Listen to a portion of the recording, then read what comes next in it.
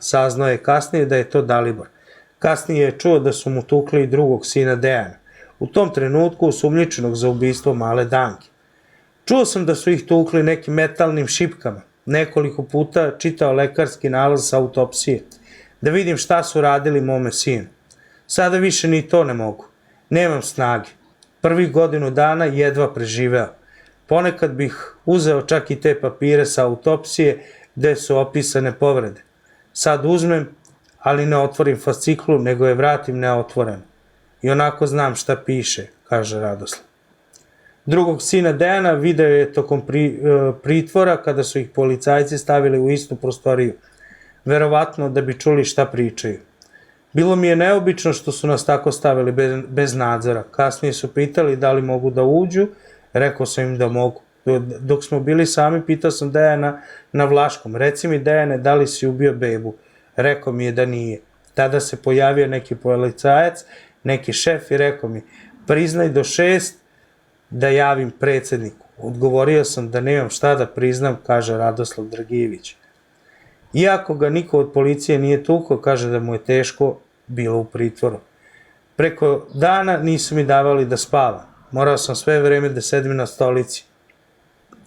Ali kad sam bio u zatvoru, komandiri su jednom od zatvorenika rekli da me prebije. Ali je on to odbio i rekao mi je šta su tražili od njega. U pritvoru sam bio oko 2 meseca i tamo sam gledao više televiziju.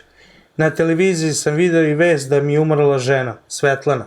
Video sam u onim vestima što idu dole da piše da je umrla majka ubice male Danke Ilić.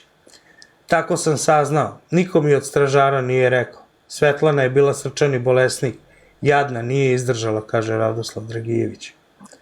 Kasnije je saznao šta se desilo Svetlani. Njoj je pozlilo i ona je pokušala da dođe do komšije, ali joj je srce izdalo, uhvatila se za ogradu i pala. Tu su je kasnije i pronašli. Sa Svetlanom sam proveo više od 50 godina, venčali smo se 73. Trebalo je da slavimo zlatnu godišnjicu, ali nismo.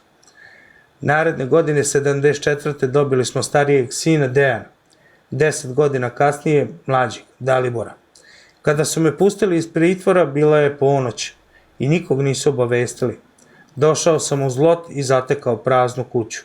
Žena i jedan sin mrtvi. Drugi sin u zatvoru. Nisam imao ključ, nisam mogao da uđem. Sada uglavnom sedim kući i ne idem po komšiluku. Ne mogu.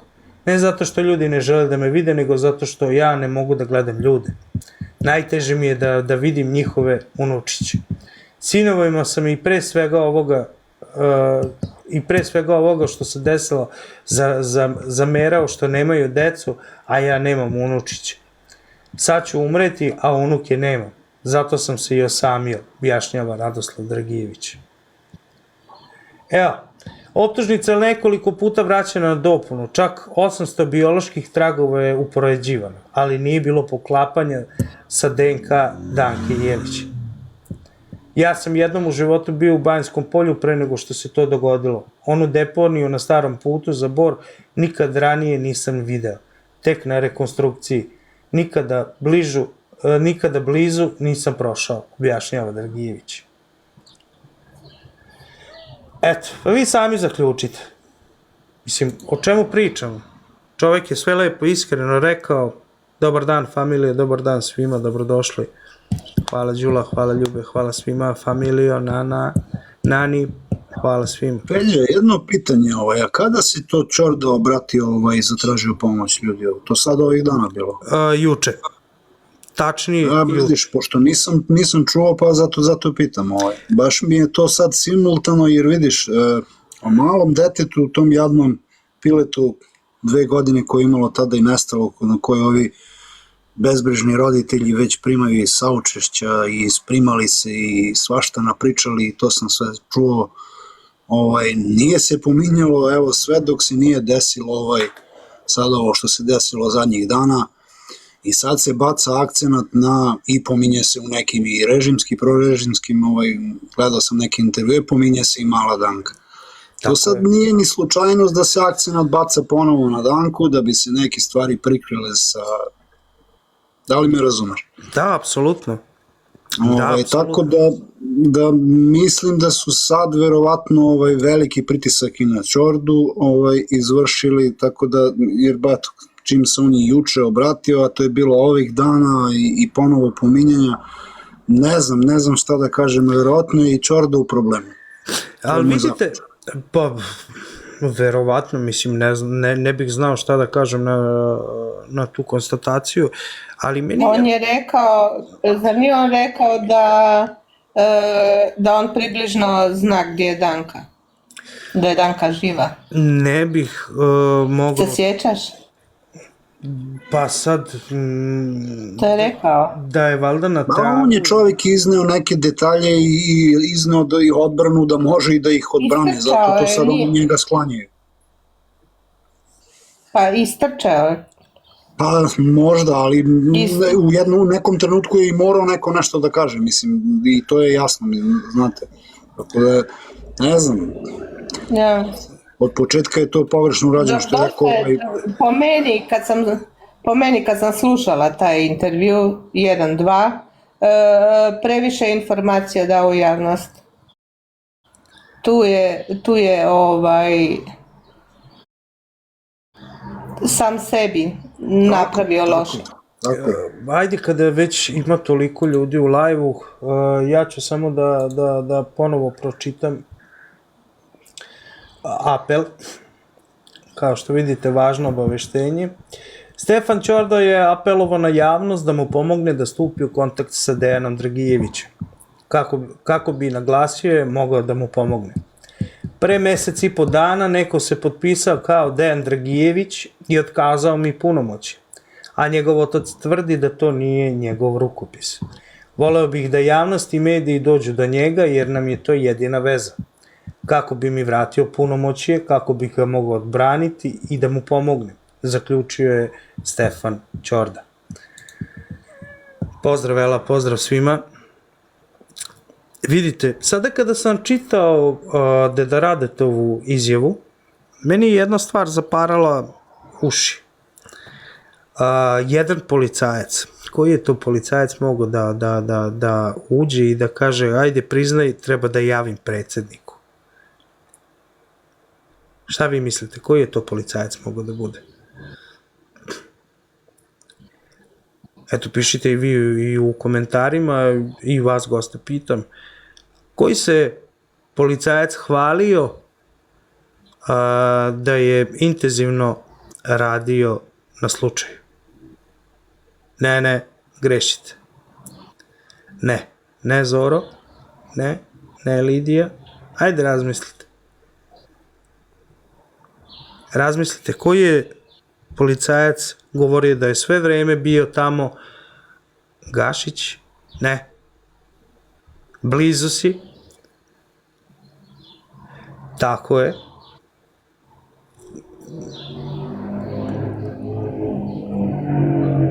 Tako je, Mila kaže ove što je otpušteno. Ja ću vam reći. Pitanju je Ninoslav Cmolić.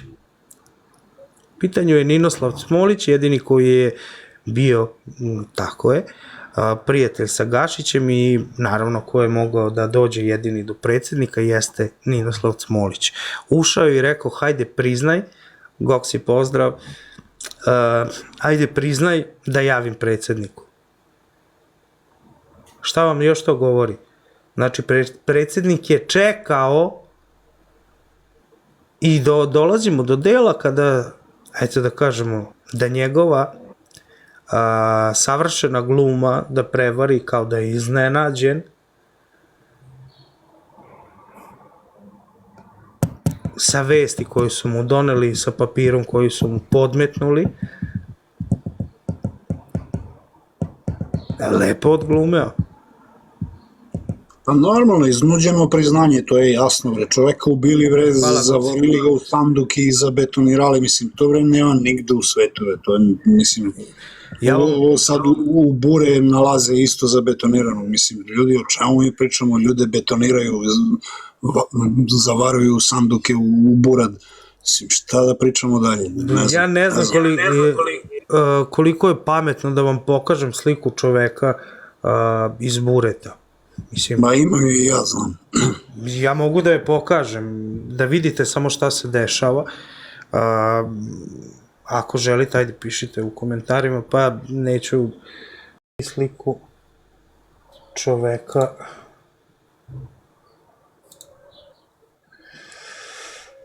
Kako su ga pronašli?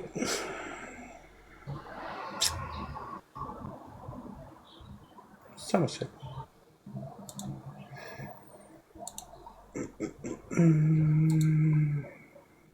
Moram da upozorim sve ljude, prizor uopšte nije lep.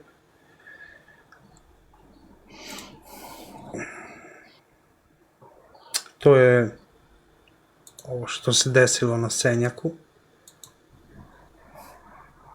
Samo sekund.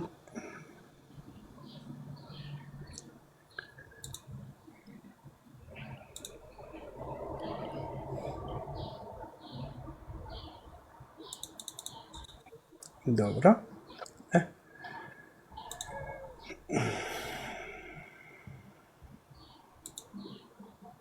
Evo da ne tražiš, Peđa, našao sam sliku ovdje. Evo je. Ja ću sad pokušam da je... Pa ću da je maknem, da i ja ne dobijem ban neki ovaj. To je ta slika, da. Pa dobro. Može i tako. Ajde. Evo ja ću samo da pokažem stav. Uveće na kratko, pa ću da je skinem ovaj, da kojim slučajem ne dobijem ja neki ban.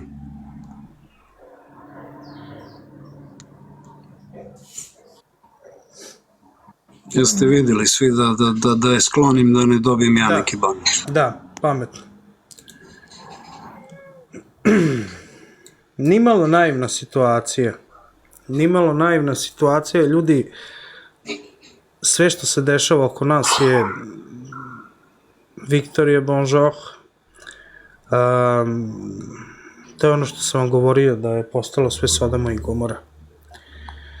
I ajde sad vi meni kažite, evo videli ste sliku vezano za slučaj Danke Ilić i kada smo pričali o tome čega se Borani toliko boje, zašto je toliko strah uključen.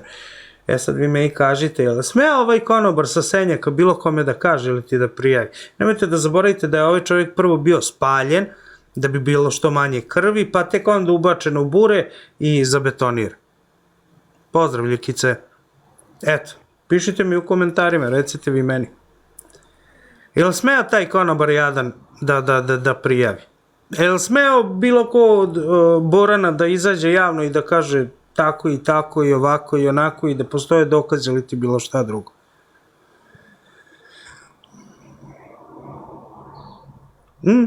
Ko bi se usudio? Evo, a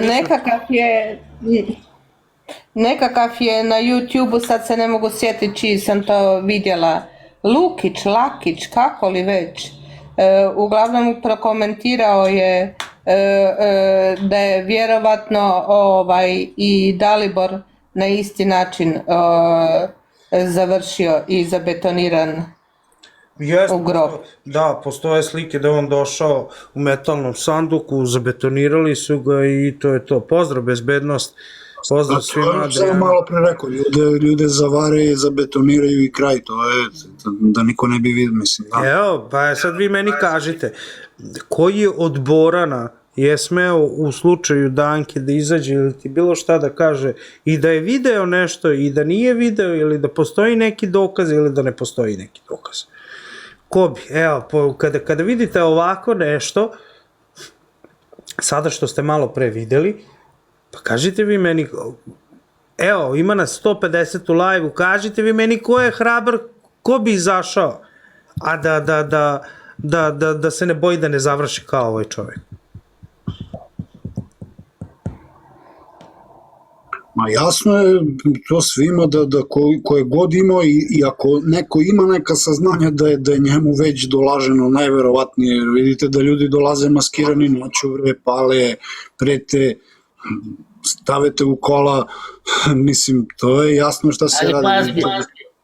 Ovo što je ubijen. Ne znaš ni da li je policija, ni da li su kriminalci, samo te stave u kola, svi maskirani, vidite šta se radi, vidite posle protesta šta je bilo ono veče. Mislim, to je haos. I ko sme vas usudi da nešto priča i da mislim, jasno kao dan. Da ne pričam puno i ja. Pa nije, Stefane, ne pričaš puno, pričaš realno. Evo, zapitajte se. Jasno, znam, Peđe, ja da pričam realno, to je jasno svima, samo kažem, ovo je žalosno je što će najverovatnije po mom nekom, da kažem, pazi, ja imam 46 godina, nisam ja neki balavac, znam dešavanje u našoj državi zadnjih, znači 30 godina, jasno, vrlo jasno. Pogotovo šta se dešava zadnjih 10 godina. Pa oni bre još Belivuka suđenje, o čemu, šta se tu radi, ništa, 5 godina, 6. Ljudi bre bili na merama. Znači ljudi koji su bili na merama ne stajali tamo mislim, o čemu mi dalje da pričamo? I sad našli dva čoveka koji će da povežu sa 2-3 neka traga, telefoni, GPS, prva izjava da su dali da ovo, i hvataće se za to da ljude i najverovatnije po mom nekom mišljenju nevine strpaju u zatvor. Eto, to je moj zaključak svega. Ja ne znam šta bih drugo rekao, ja stvarno jer to je propust u samom startu što je i Pop rekao, što nisu svi stavljeni odmah, i otac i majka, sve odmah zadržavanje od 30 dana, sve bi drugačije bilo. Sve bi, apsolutno bi sve bilo drugačije. Pa to je neki projekat, Stefane, to smišljeno. Naravno, jasno. To je jasna stvar. Zato i nisu roditelji. Ja sam o takvim projektima, ajde da kažem, pošto su me nazivali teoretičarem zavere, ja sam u nekim od svojih teorija rekao da je Danka agenda za nešto. Ne znam za šta tačno. Iznosio sam te neke svoje teorije zavere što se tiče samog slučaja. Ni dan danas, ajde da kažem, ne mogu sa sigurnošću da kažem ko stoji iza svega ovoga, ali sada mnogo je jasnije ko stoji iza svega ovoga.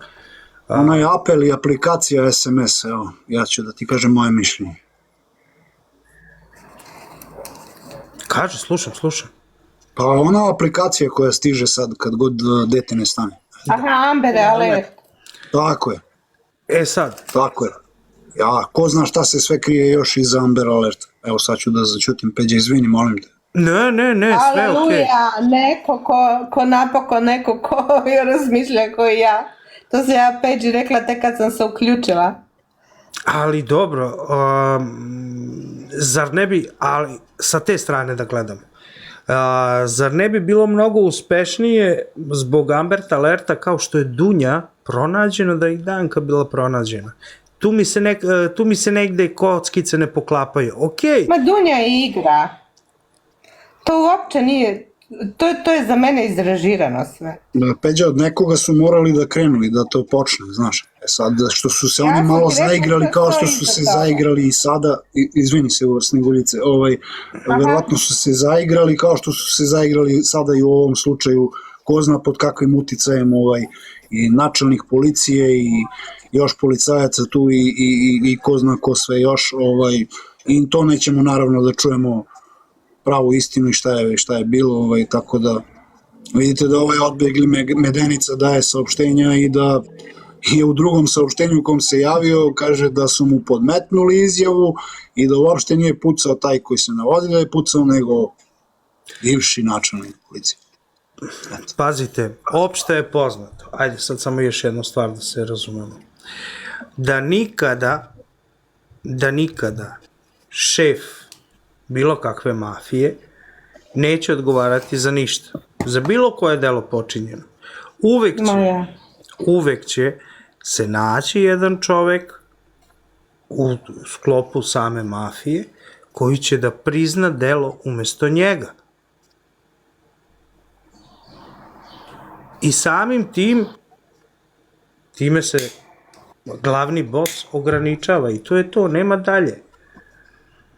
Razumete? I on se tu pere, tako isto i u... Ja čitala sam jako sad puno, slušam ovo što se desilo na Senjaku. Taj čovjek što je ubijen, nikako da popamtim ta imena, nebitno, taj što je ubijen, taj Kekin čovjek. Keka je odbegli mafijaš. I da nije, i Vučić se tu malo zaigrao, jer Keka nije u Srbiji, ali je upalio splavove? Jeste. I sutra dan su našli telo. To je bila opomena. Imate da ga nađete. Da ga predate, da ga ne znam šta. popalio splavove, Babarogu sve redom, Jerry sve tamo redom, nije on lično, ali ima ljude, znači nije moglo Kekin to tako klan. da prođe.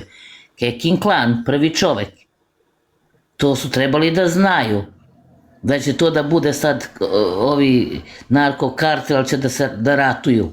I sad Vučić ili ovi ili oni, neko će da ga, on mora sad nešto, i ja verujem da će dati ostavku. To će mu biti najnežnije. Postoji mogućnost, ali na kraju krajeva... Rekao je da će ostavku, nema šta, nema dalje. Ivica Dačić teo da da ostavku, on mu nije dao. Naravno da ne možete sad svi da pobegnete od mene sad kad sam u govnima. Hvala Grizelda, naravno. I onda još kažeš da nije od njega, pa naravno Gašić, Smolić, sve je to umešano, direktor vodovoda, to je sve ista bagra, to je umešano. Na kraju krajeva vidjet ćemo i šta će se desiti. Ja ću se danas zahvaliti svima. Hvala vam na